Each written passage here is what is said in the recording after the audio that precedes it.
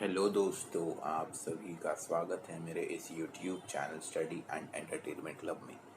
आज हम करेंगे चैप्टर नंबर 12 इलेक्ट्रिसिटी का पार्ट थर्ड। तो चलिए वीडियो स्टार्ट करते हैं। 12.5 factors on which the resistance of a conductor depends. Activity 12.3 complete an electric circuit consisting of a cell, an ammeter, a nichrome wire of length L, say marked 1, and a plug key as shown in figure 12.5. Figure 12.5. Electric circuit to study the factors on which the resistance of conducting wires depends.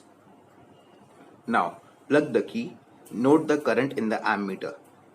Replace the nichrome wire by another nichrome wire of the same thickness but twice the length, that is 2L, marked 2 in the figure 12.5. Note the ammeter reading. Now replace the wire by a thicker nichrome wire of the same length L, marked 3. A thicker wire has a larger cross-sectional area. Again, note down the current through the circuit. Instead of taking a nichrome wire, connect a copper wire marked 4 in figure 12.5 in the circuit. Let the wire be of the same length and same area of cross section as that of the first nichrome wire marked 1. Note the value of current. Notice the difference in the current in all cases. Does the current depend on the length of the conductor? Does the current depend on the area of the cross section of wire used? It is observed that the ammeter reading decreases to 1/2 when the length of the wire is doubled. The ammeter reading is increased when a thicker wire of the same material and of the same length is used in the circuit. A change in ammeter reading is observed when a wire of different material of the same length and same area of cross section is used. On applying Ohm's law, we observe that the resistance of the conductor depends first on its length, second on its area of cross section, and third on the nature of its material. Precise measurements have shown the resistance of a uniform metallic conductor is directly proportional to its length L and inversely proportional to the area of cross section A. That is, R is directly proportional to L and R is inversely proportional to 1 by A.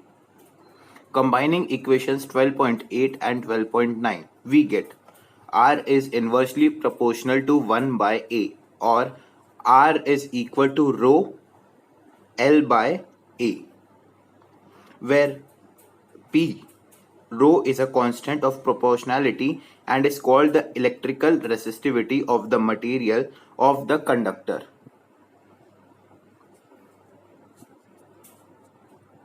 The SI unit of resistivity is ohm meter. It is a characteristic property of the material. The metals and alloys have very low resistivity in the range of 8 to minus 8 10 to the power minus 8 ohm meter to 10 to the power minus 6 ohm meter. They are good conductors of electricity. Insulators like rubber and glass have resistivity of the order of 10 to the power 12 to 10 to the power 17 ohm meter. Both the resistance and the resistivity of a material vary with temperature. Table 12.2 reveals that the resistivity of an alloy is generally higher than that of its constituent metals. Alloys do not oxidize, burn readily at high temperatures. For this reason, they are commonly used in electrical heating devices like electric iron, toasters, etc. Tungsten is used almost exclusively for filaments of electric bulbs, whereas copper and aluminium are generally used for electrical transmission lines. Table 12.2 Electrical resistivity of some substances at 20 degrees Celsius. Conductors, alloys, and insulators. Material resistivity in ohm meter. So conductors. Silver resistivity 1.60 into 10 to the power minus 8. Copper 1.62 into 10 to the power minus 8. Aluminium 2.63 into 10 to the power minus 8. Tungsten 5.20 into 10 to the power minus 8. Nickel 6.84 into 10 to the power minus 8. Iron 10 into 10 to the power minus 8. Chromium 12.9 into 10 to the power minus 8. Mercury 94 into 10 to the power minus 8. Manganese 1.84 into 10 to the power minus 6. Alloys Constantine 49 into 10 to the power minus 6. Constantine is an alloy of Cu and Ni, that is copper and nickel. Manganese is an alloy of Cu, Mn and Ni, that is copper, manganese and nickel. 44 into 10 to the power minus 6. Nichrome is alloy of Ni, Cr, Mn and Fe, that is nickel, chromium, manganese and iron. 100 into 10 to the power minus 6. Insulators. Glass 10 to the power 10 minus 10 to the power 14. Hard rubber 10 to the power 13 minus 10 to the power 16. It's not minus, it is dash. Ebonite 10 to the power 15 to 10 to the power 17. Diamond 10 to the power 12 to 10 to the power 13. Paper dry 10 to the power 12. You need not memorize these values. You can use these values for solving numerical problems. You don't have to learn these values. Example 12.3. A. How much current will an electric bulb draw from a 220 volt source if the resistance of the bulb filament is 1200 ohm? B. How much current will an electric heater coil draw from a 220 volt source if the resistance of the heater coil is 100 ohm? Solution. We are given V is equal to 220 volt, R is equal to 1200 ohm from equation 12.6, that is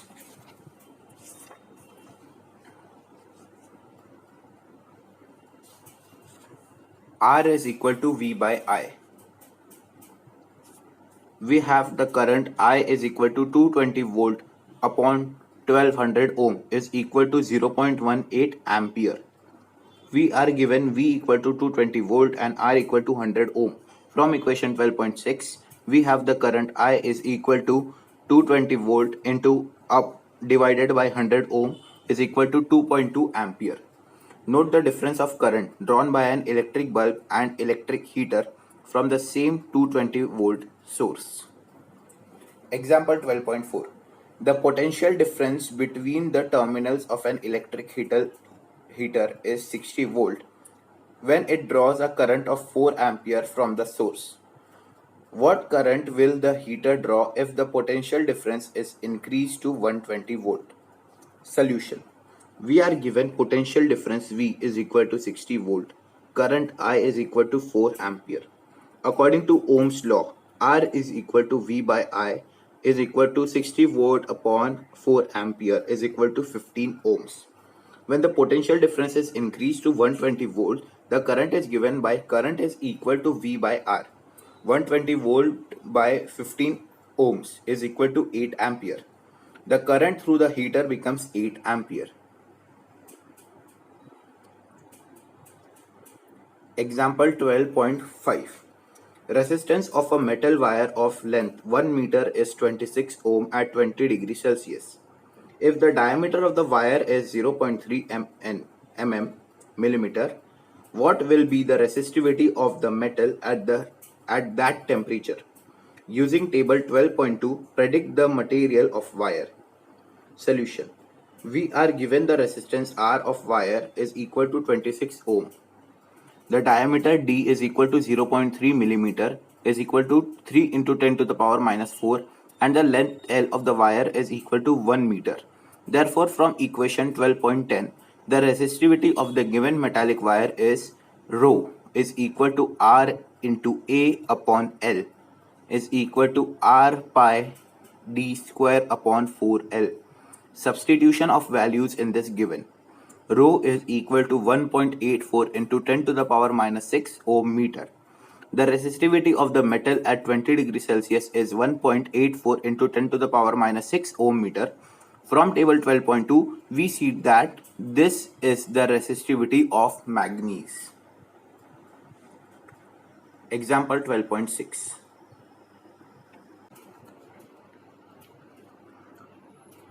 A wire of given material having length L and area of cross section A has a resistance of 4 ohm. What would be the resistance of another wire of the same material having length L by 2 and area of cross section 2A? Solution. For first wire, R1 is equal to rho L by A is equal to 4 ohms. Now for second wire, R2 is equal to rho L by 2 upon 2 ampere is equal to 1 by 4 rho into L by A. R2 is equal to 1 by 4 into R1 and R2 is equal to 1 ohm. The resistance of the new wire is 1 ohm. Questions. Question number 1. On what factors does the resistance of a conductor depend? Answer. The electrical resistance of a conductor or a wire depends on the following factors. 1. Length of the conductor. 2. Area of cross section of the conductor or thickness of the conductor. 3. Nature of the material of the conductor. And 4th. Temperature of the conductor. Question 2. Will current flow more easily through a thick wire or a thin wire of the same material when connected to the same source, and why? The current will flow more easily through a thick wire than through a thin wire of the same material when connected to the same source like a battery. This is due to the fact that the resistance of a wire is inversely proportional to the square of its diameter. A thick wire has greater diameter and hence lesser resistance, making the current to flow through it more easily. On the other hand, a thin wire has smaller diameter and hence greater resistance of the flow of current through it. Question 3. Let the resistance of an electrical component remain constant while the potential difference across the two ends of the component decreases to half of its former value. What change will occur in the current through it? The current through the component will also decrease to half of its former value.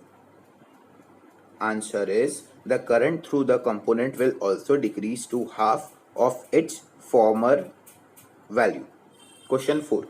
Why are coils of electric toasters and electric irons made of an alloy rather than a pure metal? Answer.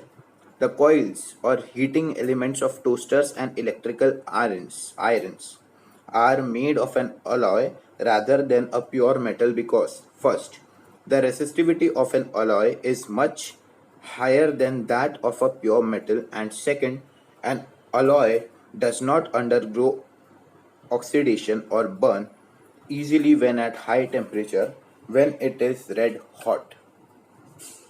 Question 5. Use the data in table on page 23 of this book to answer the following. A. Which among iron and mercury is better conductor? And B. Which material is best conductor? The answer. The electrical, page number 23. Okay.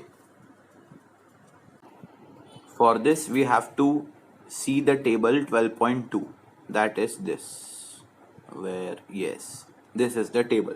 So what is the question now? Which among iron and mercury is a better conductor? Answer. The electrical resistivity of iron is 10 into 10 to the power minus 8 ohm meter, whereas that of mercury is 94 into 10 to the power minus 8 ohm meter.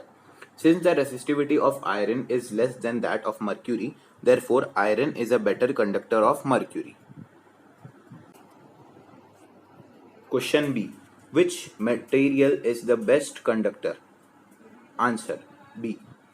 Silver metal has the lowest electrical resistivity of 1.6 into 10 to the power minus 8 ohm meter.